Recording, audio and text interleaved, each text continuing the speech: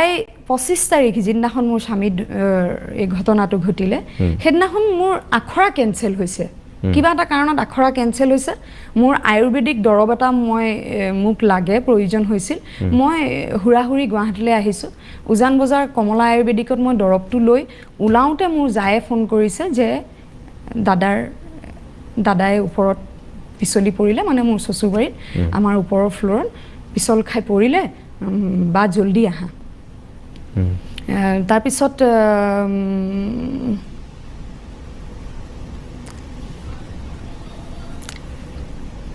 তাৰপিছত মানে মই হঠাৎ পাপাক ফোন কৰিছো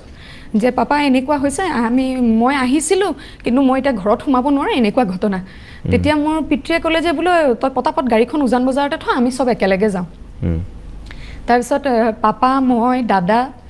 মানে মোৰ জীৱনৰ অভিশপ্ত দিন তাৰ মানে অভিশপ্ত সময় এনেকৈ কিনকিনিয়া বৰষুণ দি আছিল আৰু গাড়ী দি আমি গৈ আছো ধামধুম ভগৱানক মাতিছো যাতে একো নহয় তাৰপিছত জিএনআৰসি হস্পিটেললৈ গৈছো আৰু দেখিছো যে তেওঁ আৰু নাই মই এখাৰো মাত দিবলৈ নেপালো পিছত মোক ডক্টৰ নবনীল বৰুৱাই জনালে যে তেখেত পৰিলে আৰু সেই যে পৰিছিল ঘৰত পৰোতে ব্ৰেইন হেমাৰেজ হৈ পেলাই তেখেত গুচি গ'ল আৰু চিৰ বিদায় ল'লে তাৰপিছত অকমান পিছত মইতো আৰু মোৰ হুছ নোহোৱা হৈ গ'ল একদম মই পাগল হৈ গ'লো